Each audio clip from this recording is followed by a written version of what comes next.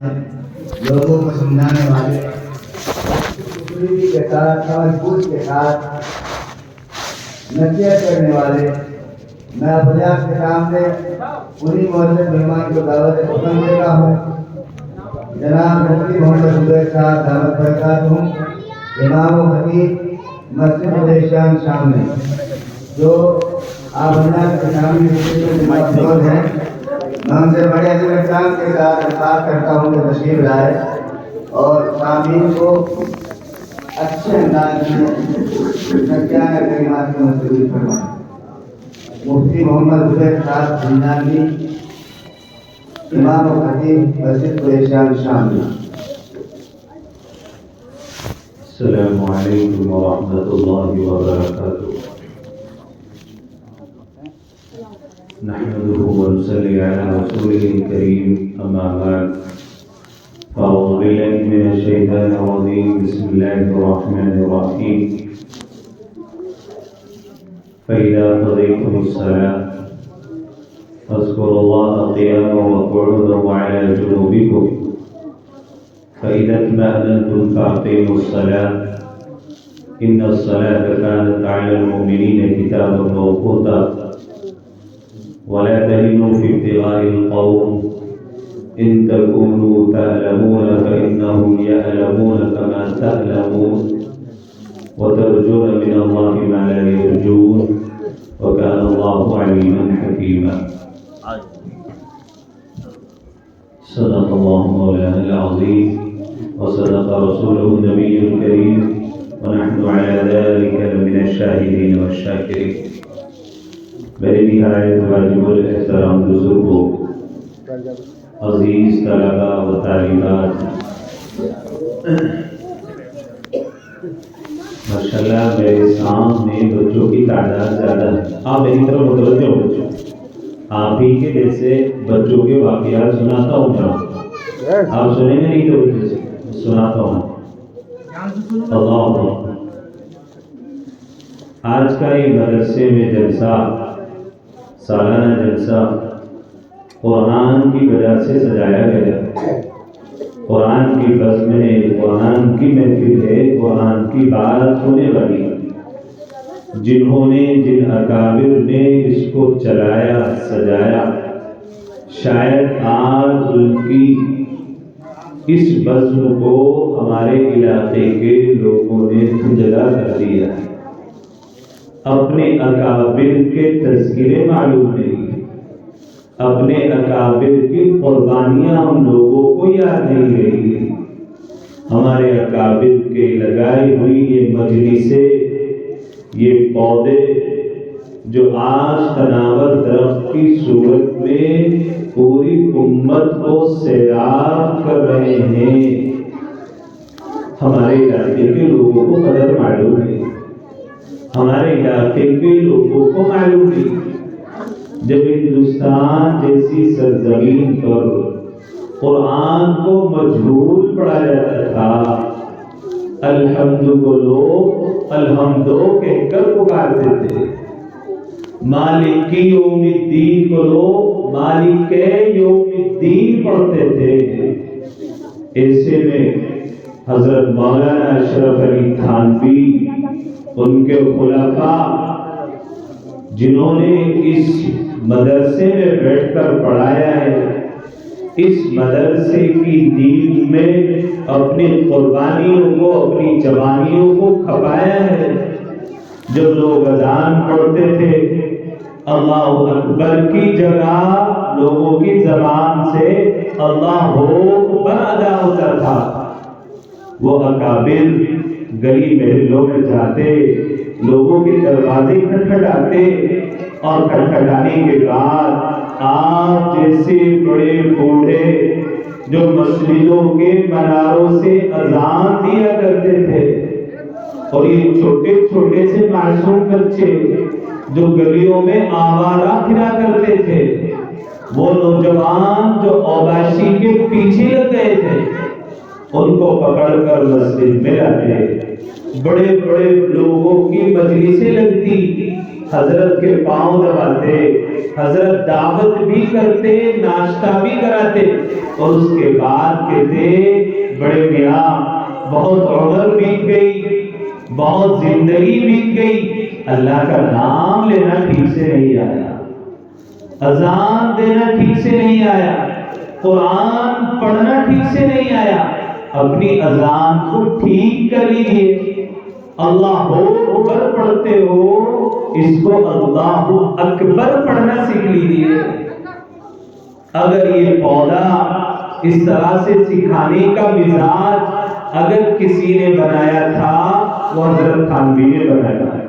حضرت تھانوی کے بعد ان کے خلیفہ مجاز جتنے بھی پوری دنیا کے اندر گئے، ان کا طریقہ یہی رہا ہے، چھوٹے چھوٹے سے بچوں کو بھی پکڑتے ہیں، بڑے بڑے نوجوانوں کو بھی اپنے قریب کرتے ہیں، بڑے بوڑھوں بزرگوں کو بلا کر رکوع کیسے کرنا ہے، نماز کو ٹھیک کیسے کرنا ہے، اللہ اکبر ساری زندگی پڑھتے پڑھتے گزر گئی، اس اللہ کا نام کیسے لینا ہے، یہ ہمارے اکابر نے سکھایا۔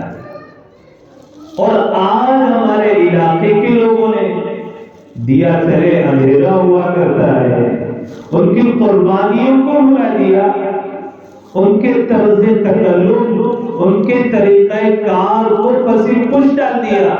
ہمارے اکابر کا طرز دیکھنا ہو، ان اکابر کی قربانیوں کو دیکھنا ہو، اپنے تھانہ بھون کے علاقے سے نکلیے، ساؤتھ کے علاقے میں جائیے، حیدرآباد چلے جائیے، کرناٹکا چلے جائیے، ملک ہندوستان سے باہر چلے جائیے، امریکہ کی یونیورسٹیوں میں پڑھانے والے حضرت تھانوی کے نام لے گا، وہ وہاں پر قرآن کی تصحیح کرا رہے ہیں، اسی تھانہ بھون کا فیصلہ۔ مسجد نبوی میں حلقے لگائے جاتے ہیں، مولانا مکی حجازی کو حرم میں بیٹھ کر درس دیتے ہوئے آپ بھی سنتے ہوں گے، بزرگ سے آدمی ہیں، لال داڑھی ہے، لوگ جاتے ہیں اور جانے کے بعد ان سے ان کے بیانات سنتے ہیں۔ حضرت تھانوی کو جس طرح لوگ خطوں کی دعوت کیا کرتے تھے، حضرت کسی کو خلافت نہیں دیتے تھے، کہتے تھے جب تک 40 خطوط مجھ سے لکھنا لو، سوال نہ کرو اور میں ان کے جوابات نہ دے دوں، تب تک مجھ سے تعلق قائم مت کرنا۔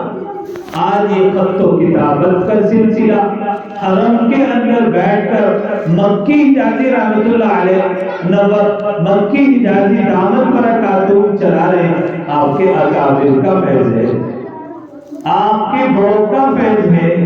آج لوگ قرآن کو مجہول نہیں پڑھتے، یہ چھوٹے چھوٹے سے بچے جس طرح قرآن اترا ہے اسی انداز میں قرآن پڑھتے ہیں، یہ اپنے اکابر کا فیض ہے، آپ کے اکابر کا فیض ہے، ہمیں قدر نہیں۔ اللہ اکبر۔ حضرت تھانوی کے دنیا سے رخصت ہو جانے کے بعد اس کام کے بیڑے کو لے کر اٹھے ان کے تمام خلفاء، اور جنہوں نے اس مدرسے کو بنایا، مولانا حامد صاحب جن کو آپ بابا کے نام سے جانتے ہو، ان کا فیض صرف تھانہ بھون تک محدود نہیں رہا، پورے ہندوستان کے اندر ان کا فیض چلا ہوا ہے۔ اب آگے ان کے بیٹے مولانا خالد صاحب، مولانا سید بلال حسینی صاحب عنقریب آپ کے سامنے آئیں گے، آپ کے قلوبوں کو مجلہ اور مصفح کریں گے۔ ہم لوگوں کو قدر نہیں ہے، دنیا آ رہی ہے، فیض اٹھا کر جا رہی ہے، ہمیں اب تک خواب غفلت سے بیدار ہو کر اپنے بزرگوں کو سمجھا ہی نہیں ہے۔ اللہ اکبر۔ ایک زمانہ ہوتا تھا کہ لوگ اپنے اکابر سے محبت کرتے تھے، علماء اور صلحاء سے محبت ہوا کرتی تھی، دل کو سکون مل جایا کرتا تھا، دل بے چینیاں ختم ہو جایا کرتی تھی۔ آج قرار نہیں ملتا گھر جانے کے بعد، مسجد میں آنے کے بعد سکون نہیں ملتا، نماز میں دل نہیں لگتا، اکابر کے پاس وقت نہیں گزارا۔ ایک گھڑی اہل اللہ کی صحبت میں بیٹھ جانا 100 سال کی عبادت سے بہتر ہے، 100 سال کی ریاضت سے بہتر ہے۔ آپ نے سمجھا ہی نہیں اہل اللہ کی صحبت کیا ہوگی۔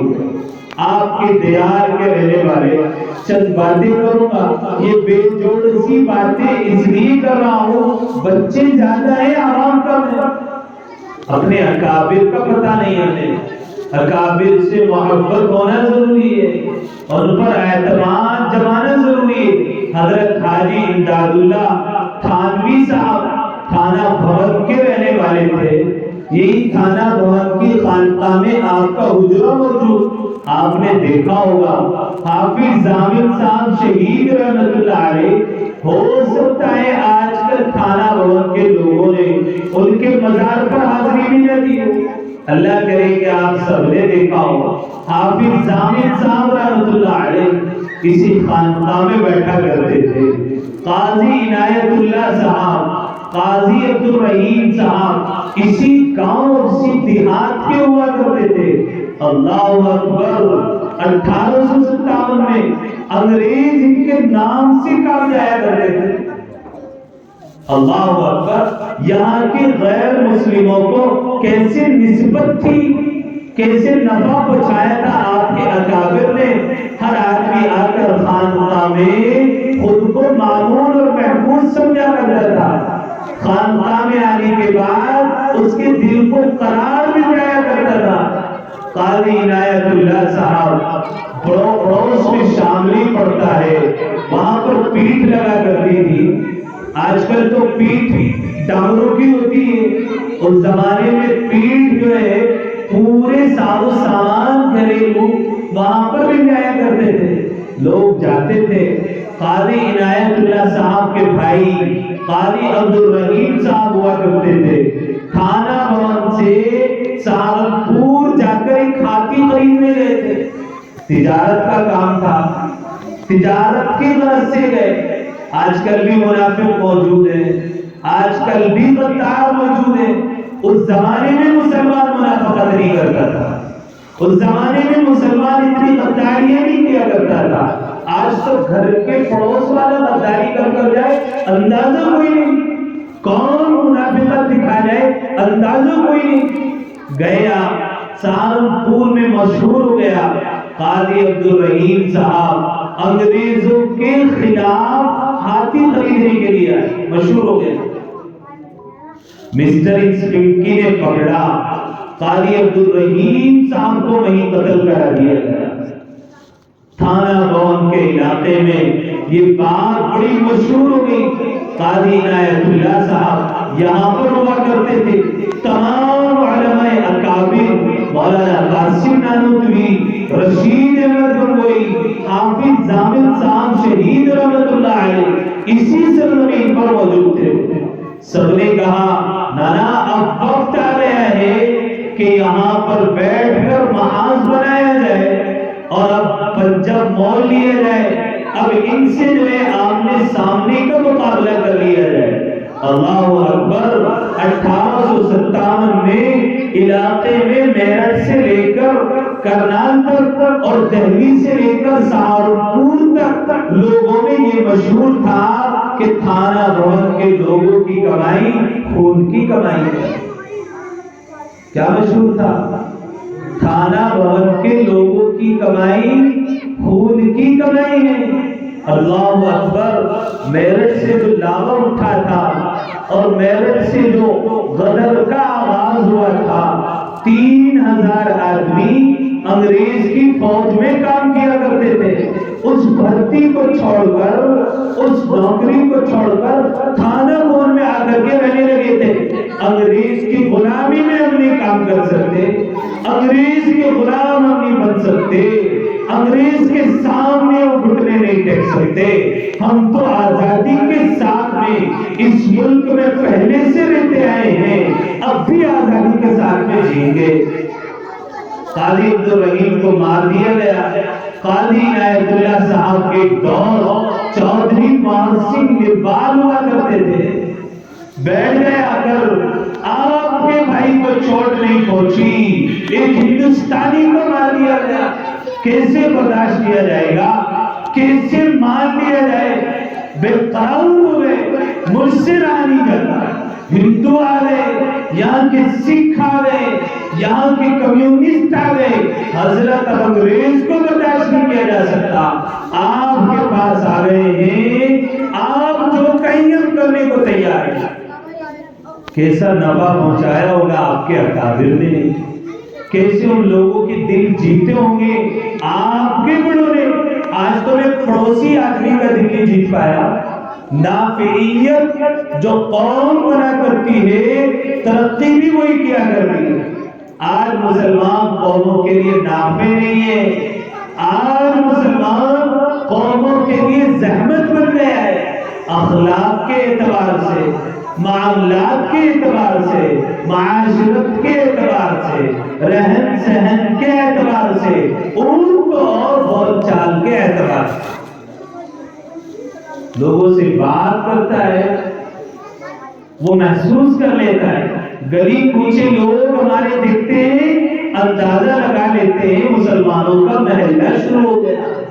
ہماری بات سے، ہماری گفتار سے پتہ لگا لیتے ہیں کتنا تہذیب یافتہ ہے۔ ہمارے معاملات دیکھ کر کان پکڑ لیتے ہیں۔ اللہ بچائے مسلمانوں سے۔ جو قوم جتنی نافعیت والی ہوتی ہے اتنی ترقی کرتی ہے۔ یاد رکھ، اپنی بات نہیں کہہ رہا ہوں، آپ کے بزرگوں کا مقولہ نقل کر رہا ہوں۔ جو قوم جتنی نفع والی ہوتی ہے زمانے میں اتنی ترقی کرتی ہے، جو قوم جتنی بد تہذیب ہوتی ہے اس سے زیادہ ذلت میں چلی جاتی ہے۔ آج اپنی بد تہذیبی دیکھنے کی ضرورت ہے، اپنے اندر احسان جگانے کی ضرورت ہے۔ ہمارے اکابر نے کیا کیا، ہم کیا کر رہے ہیں؟ ہمارے اکابر نے کیسے قربانیاں دی، ہم کتنی قربانی دے رہے ہیں؟ نیند کی قربانی نہیں دی جاتی، وقت کی قربانی نہیں دی جاتی، مال کی قربانی تو کیسے دیتے؟ سوچنے کی ضرورت ہے۔ اے ہائے، کیا سما ہوا کرتا تھا یہاں خانقاہ کا، کیسی رونقیں ہوا کرتی تھی یہاں خانقاہ میں۔ شرابی آتی تھی، شراب چھوڑ دیتے تھے، جواری آتی تھی، جوا کھیلنا چھوڑ دیا کرتے تھے، لوگ بڑی بڑے زنا میں بدکار لوگ آتے تھے، حضرت کا چہرہ دیکھتے ہی وہ بدکاری چھوڑ دیا کرتے تھے۔ اللہ اکبر۔ ایک واقعہ سناتا ہوں، بات ختم جلدی کر دیتا ہوں۔ حضرت جگر مراد آبادی اپنے وقت کا بہت بڑا شاعر گزرا۔ اللہ اکبر۔ ہر وقت جام کا پیالہ ہاتھ میں رہتا تھا، ایک ہاتھ میں بوتل ہوتی تھی اور دوسرے ہاتھ میں جام کا پیالہ ہوتا۔ کئی مشاعرے میں جاتے، بوتل سامنے ہوتی، اس کے بعد ان کا سما ادا کرتا تھا۔ اللہ اکبر۔ خواجہ عزیز الحسن منصور رحمۃ اللہ علیہ حضرت تھانوی کے ہاتھ پر بیعت کر چکے تھے، وہ بھی درجے کے اعلیٰ درجے کے شرابی تھے۔ اللہ اکبر۔ حضرت سے بیعت ہوئے، اللہ کے عشق میں اشعار پڑھنے لگ گئے۔ حضرت خواجہ عزیز الحسن منصور دوست ہوا کرتے تھے جگر مراد آبادی کے۔ کسی طرح اپنے دوست کو بہلایا، اپنے دوست کو پکڑا، کہا ایک بار حضرت سے ملاقات کر لو، ایک بار حضرت کے خانقاہ میں چلے جاؤ، ایک بار حضرت سے ملاقات تو کرو۔ اللہ اکبر۔ حضرت تھانوی کے اصول بڑے سخت تھے، لیکن ہماری یہاں کی قوم بھی ایسی تھی۔ ایک مرتبہ حضرت تھانوی کے پاس ایک آدمی آیا، دیہات کا رہنے والا تھا۔ حضرت جلدی سے کسی کو بیعت نہیں کرتے تھے، مسئلہ بھی جلدی سے کسی کو نہیں بتاتے تھے، کہتے تھے جب تک میرا عقیدت مند نہیں ہو جائے گا تب تک مسئلہ نہیں بتاؤں گا، ورنہ مسئلہ پوچھے گا باہر جا کر برائی بیان کرے گا۔ آیا، گاؤں کا رہنے والا تھا۔ حضرت آپ کے لیے موسم چل رہا ہے سردی کا، گڑ لے کر آیا۔ توفیق ہوتی ہے اپنے امام صاحب کے پاس جا کر، اپنے مدرسے میں یہ چھوٹے چھوٹے سے مکتب چلتے ہیں، اور مولانا صاحب کے پاس جا کر حضرت موسم چلا ہے، کھیر کا کھیر کھا لیجیے، حضرت موسم چل گیا گڑ کا استعمال کر لیجیے۔ ایسی محبت عوام کو اللہ والوں سے ہوتی تھی، دلوں میں سکون تھا، قرار تھا، کوئی بے چینی نہیں تھی، بڑی محبتیں تھی. ایک گاؤں کا آدمی آیا، میری بات سمجھ میں بھی آ رہی نہیں آ رہی آپ کو؟ آ رہی نہیں ہے؟ آیا، کہنے لگا حضرت گڑ لایا ہوں بنوا کر اور کھا لیجیے. اللہ اکبر، کیسے لوگ ہوا کرتے تھے، کیسی محبتیں اللہ والوں سے ہوتی تھی. کہا حضرت میرے سامنے کھا لیجیے. حضرت نے کہا بھائی تم لے آئے ہو تو میں کھا لوں گا، کوئی بات نہیں، میرا بھی دل نہیں چاہا. کہا نہیں حضرت، میں تو اپنے ہاتھ سے تیار کر کے لایا، اپنے سامنے آپ کو کھاتا ہوا دیکھنا چاہتا ہوں. حضرت نے اس کا دل رکھنے کے لیے کھا لیا، گڑ کھایا. کھاتے ہی بڑے میاں کہنے لگے بابا اب تو بیعت کر لو. کیا کہا؟ حضرت اب تو بیعت کر لو. حضرت نے کہا پہلی بار میں بیعت کیسے کروں، میری تو عادت ہے میں جلدی سے کسی کو بیعت نہیں کرتا. کہنے لگے حضرت یا تو بیعت کر لو یا تو میرا گڑ کھایا ہے اس کو نکال کے واپس آؤ.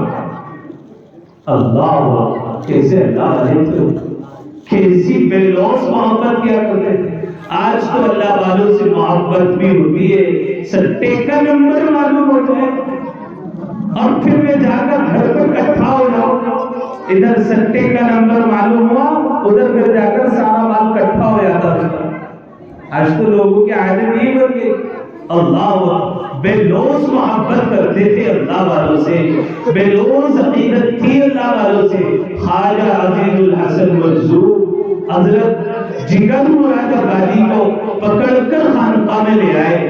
حضرت سے کہا حضرت یہ جگر مراد آبادی شراب نہیں چھوڑتا، جس محفل میں جاتا ہے جام ہاتھ میں ہوتی ہے اور ادھر مشاعرہ پڑتا ہے. اللہ اکبر. حضرت نے نظر ڈالی، کہنے لگا حضرت خانقاہ میں تو رہوں گا لیکن شراب نہیں چھوڑوں گا. شراب میرے ساتھ میں رہی تھی.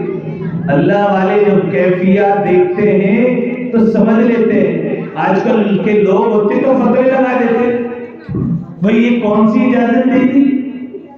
بزرگ سمجھتے ہیں کب کس کے ساتھ کیا معاملہ کرنا ہے. اپنی چند زمانیوں سے آج کل لوگوں نے اپنے اکابر پر اعتماد ختم کر دیا. اجی یہ اللہ والے تو کچھ نہیں کہتے، ان کچھ ہو رہا ہے دنیا میں، ملک میں کیا چل رہا ہے، ان کی زبانیں نہیں کھلتی، یہ تو کچھ کہہ نہیں رہے. مرسڈیز گاڑی میں پھرتے ہیں، فارچونر میں پھرتے ہیں، کچھ کہتے ہی نہیں ہیں. لوگوں کی عجیب بے چینی. اپنے اکابر پر اعتماد نہیں، اپنے امام پر اعتماد نہیں تو کس پر اعتماد کرو گے صاحب؟ سوچنے کی ضرورت. اللہ اکبر. جگر مراد آبادی، رات کو عشاء کا وقت ہو گیا. خواجہ عزیز الحسن منظور رحمۃ اللہ علیہ رات کا آخری پہر ہے، اللہ کی یاد میں لگے ہوئے ہیں. اللہ کے ذکر کے لیے اٹھے اور ذکر کرنا شروع کیا. ضربیں لگائی اور لگاتے لگاتے ضربیں. ادھر جگر مراد آبادی خانقاہ کے کسی کمرے میں پڑے سو رہے تھے، ادھر خواجہ عزیز الحسن منظور رات کے وقت میں اپنے اللہ سے ہم کلام ہو رہے تھے، عشق اور محبت کی راز و نیاز کی باتیں کر رہے تھے، اللہ کے ذکر میں بے انتہا مشغول تھے.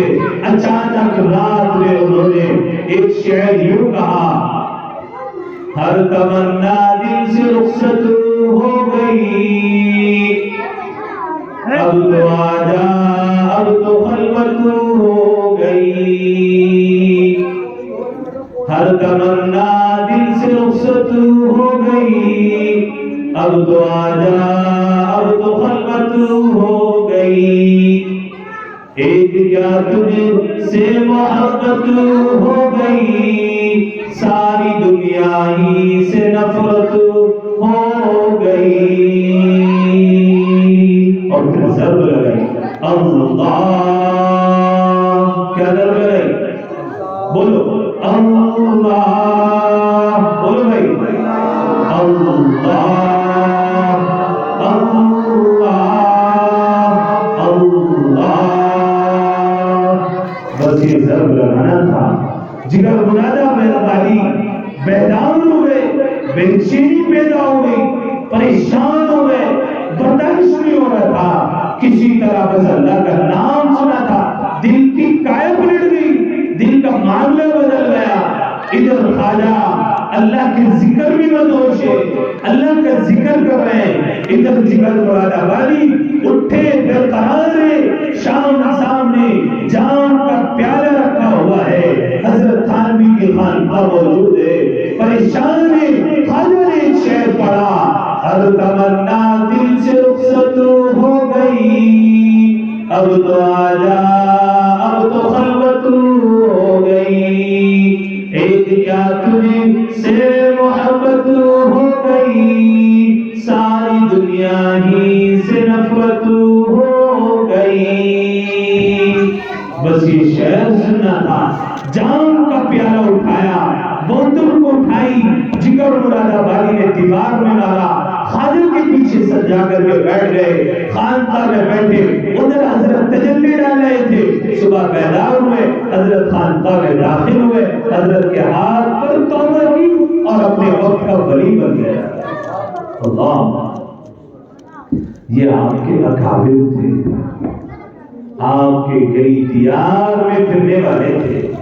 میں عرض یہ کر رہا تھا، قاضی عبدالرحیم صاحب تھانہ بھون میں مشہور ہو گیا، آپ کا قتل کر دیا گیا، میرٹھ سے لے کر کرنال تک اور کرنال دہلی سے لے کر سہارنپور تک مشہور تھا 1857 میں۔ تھانہ بھون کے لوگوں کی کمائی خون کی کمائی ہے۔ آواز رسالت 3000 لوگ فوج چھوڑ کر آ گئے تھانہ بھون میں، چودھری محسن بھی آپ کے ساتھ میں محاذ بنایا گیا، اور پھر شام کی تہذیب کو تاراج کیا گیا۔ آپ کے اکابر نے 1857 میں جو قربانی دی، یہاں پر پھر انگریز دہلی سے آیا، اور اس قدر بمباری کی تھانہ بھون کے اوپر کوئی مکان ایسا نہیں تھا جس کو زمین دوز نہ کر دیا گیا ہو، اور تقریباً 2 سال تک تھانہ بھون یہ قصبہ بالکل ویران پڑا رہا۔ اس کے بعد حضرت تھانوی جیسے بزرگوں نے اس کو آباد کیا، لوگوں کو بستی بستی جا کر قرآن صحیح کراتے تھے، نمازیں صحیح کراتے تھے، اور تکبیر صحیح کراتے تھے، اذان صحیح کراتے تھے۔ آج بھی ان بزرگوں کا طریقہ بات اس انداز میں ہے، تھوڑا بہت چلنا بھی ان بزرگوں کا طریقہ آج بھی چلا ہوا ہے۔ آج بھی یہ لوگ لوگوں کے گھر پر جاتے ہیں، مجلسیں ہوتی ہیں، لوگوں کو اذان سکھاتے ہیں، لوگوں کو قرآن سکھاتے ہیں، لیکن آج یہ اللہ والے، یہ بزرگ لوگ، یہ دیندار لوگ جو آپ کی بستی میں بیٹھ کر چند روپوں کی خاطر، چند روپوں میں جن کو آپ یوں ہی اڑا دیتے ہیں، خدمات انجام دے رہے ہیں۔ آپ اس کو معمولی خدمت بتاتے ہو، آپ اس کو معمولی خدمات جانتے ہو، یہ وہ خدمات ہے، آپ کو ابھی اندازہ نہیں ہے۔ قیامت میں جب آنکھ بند ہو جائے گی، قبر میں جب پہنچ جاؤ گے، قیامت میں جب کھڑا ہوا جائے گا، ساری دنیا کھڑی ہوگی، دنیا میں کسی سے تعلق ہو، دنیا میں کسی سے لگاؤ ہو، کسی پولیس والے سے رشتہ ہو، رستے میں چالان ہو جائے، ہر آدمی کہتا ہے کسی سے تعلقات ہو تو فون لگا لو، جان بچ جائے گی۔ کل قیامت میں اگر چالان ہو گیا، کوئی جان بچانے والا نہیں ہوگا۔ یہ اللہ والے، یہ طلبا، یہ محبت کرنے والے قرآن سے کل قیامت میں چلان اللہ نے آپ کا کاٹ دیا، جہنم میں جانے کا فیصلہ ہو گیا۔ آپ نے کسی طالب علم کو، آپ نے کسی اللہ والے کو ایک گلاس پانی پلایا ہوگا، وہ آئے گا دوڑتا دوڑتا، اللہ اکبر، قرآن نے تو منظر کھینچا، کہا یوم یفر المرء من اخیہ وامہ وابیہ وصاحبتہ وبنیہ لکل امرئ منہم یومئذ شأن یغنیہ۔ اس دن کوئی کسی کا نہیں ہوگا، بھائی بھائی سے دور بھاگے گا، ماں بیٹی سے دور بھاگے گی، بھائی بھائی کا رشتہ ختم ہو چکا ہوگا، ماں بیٹی کا رشتہ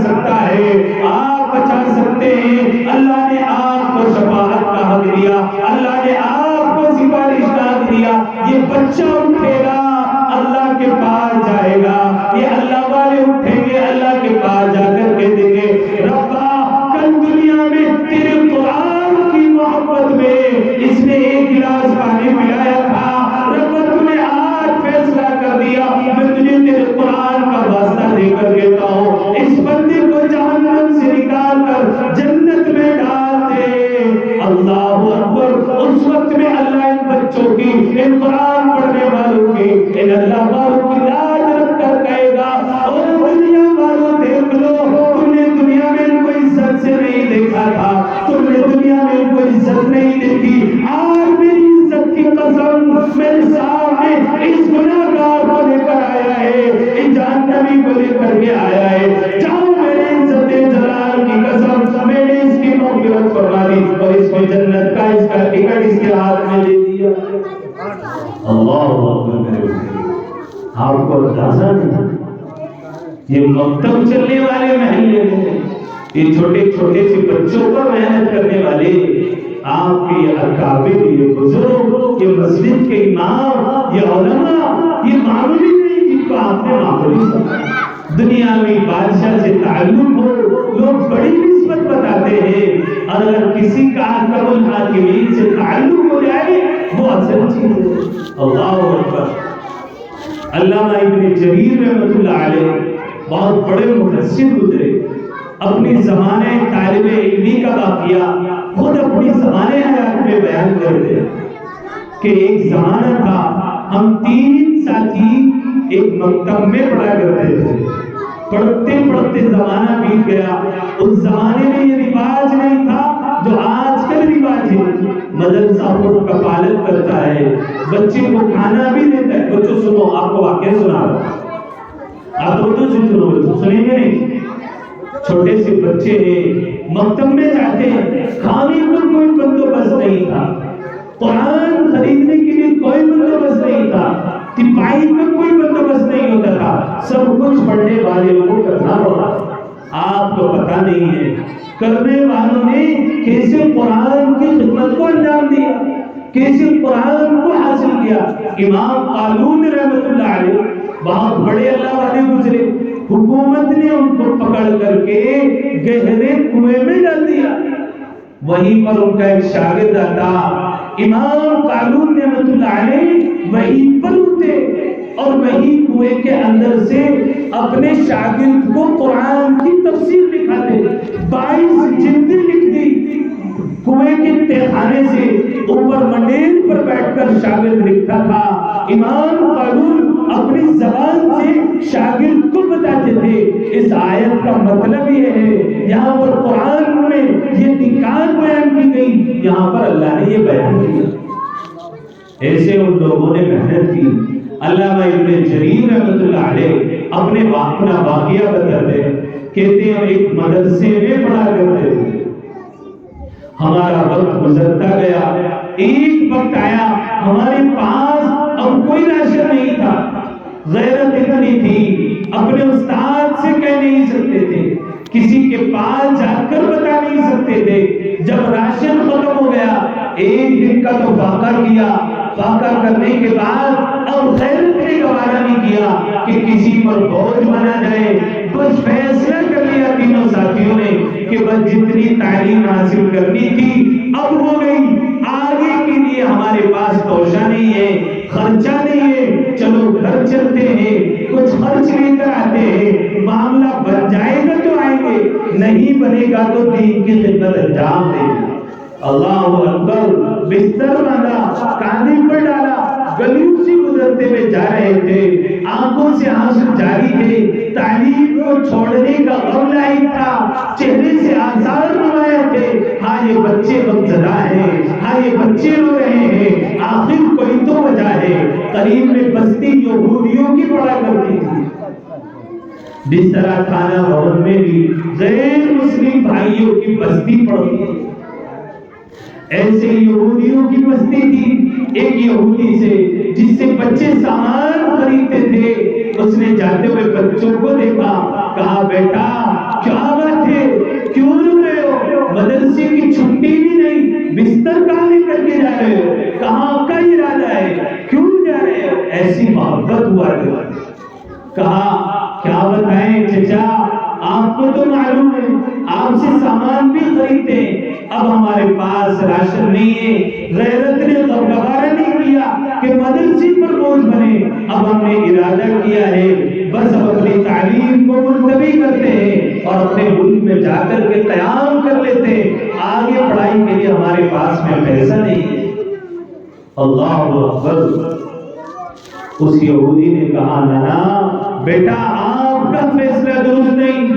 جس خالق کا قرآن پڑھتے ہو وہ خالق تمہاری روزی کا انتظام کرنا بھی جانتا ہے.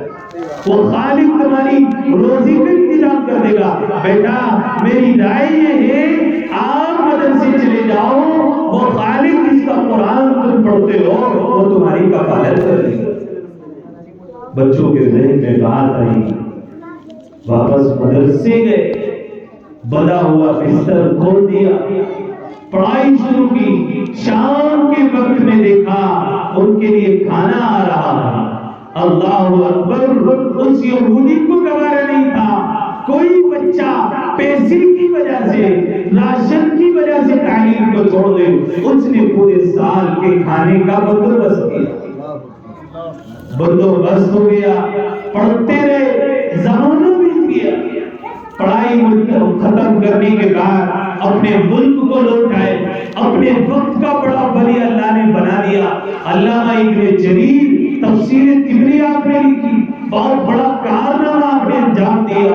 اپنے علاقے کے بڑے عالم تھے، ایسے عالم تھے لوگ مجمع ان کے سامنے تقریروں میں کلمہ پڑھ کر مسلمان ہو جایا کرتے تھے. اپنے علاقے کے مشہور ہو گئے. اب دل میں خیال آیا بہت وقت گزر گیا، چلو اب حجاز مقدس چلا جائے، اللہ کے گھر کی زیارت کی جائے. وہ تینوں دوست جو بچپن میں مکتب میں پڑھا کرتے تھے اب حج کا ارادہ کیا، حجاز مقدس کا ارادہ کیا. اپنے تمام دوستان ساتھ میں لیا، سفر کیا. سفر کرنے کے بعد اللہ کے گھر کی زیارت کی، خانہ کعبہ کا طواف کیا، عرفات گئے، مینا میں گئے، مزدلفہ گئے. جب رات کو کنکریاں مارنے کے بعد طواف ودا کر رہے تھے، اچانک دیکھتے کیا ہے، ملتزم کے پاس ایک آدمی زارو قطار رو رہا ہے. دیکھا نہیں گیا، دل تڑپ گیا، آخر یہ آدمی یہاں پر کیسے موجود ہے، یہ کیسے اللہ کے گھر کا دروازہ پکڑ کر کے رو رہا ہے. سوچا شاید ہماری آنکھوں نے دھوکا کھایا ہے. پھر ایک طواف کیا، چکر کاٹا خانہ کعبہ کا، دیکھا وہ آدمی پھر اسی جگہ پر رو رہا ہے. پھر تیسرا چکر کاٹا، پانچواں چکر کاٹا، چھٹا چکر مکمل کیا. ساتواں چکر مکمل کرنے کے بعد دیکھا وہ آدمی زارو قطار رو رہا ہے. اس کی بیوی اس کے ساتھ میں ہے، اس کی اولاد اس کے ساتھ میں ہے. پریشان ہو گئے، یہ آدمی خانہ کعبہ میں آ کیسے گیا ہے، یہ یہاں داخل کیسے ہو گیا ہے، یہاں تو مسلمانوں کے علاوہ سب کا داخلہ ممنوع ہے. یہ تو وہی یہودی ہے جس نے کل بچپن میں ہماری کفالت کی تھی، یہ اللہ کے گھر میں کیسے آ گیا ہے. طواف سے فارغ ہوئے، وہ آدمی اپنے کمرے پر جا رہا تھا، یہ اس کے پیچھے پیچھے ہو لیے. وہ اپنے گھر میں اپنے مکان میں داخل ہوا. داخل ہونے سے پہلے ان دونوں نے اس کو روک کر کے سلام کیا اور کہا ابا ہم آپ سے بات کرنا چاہتے ہیں.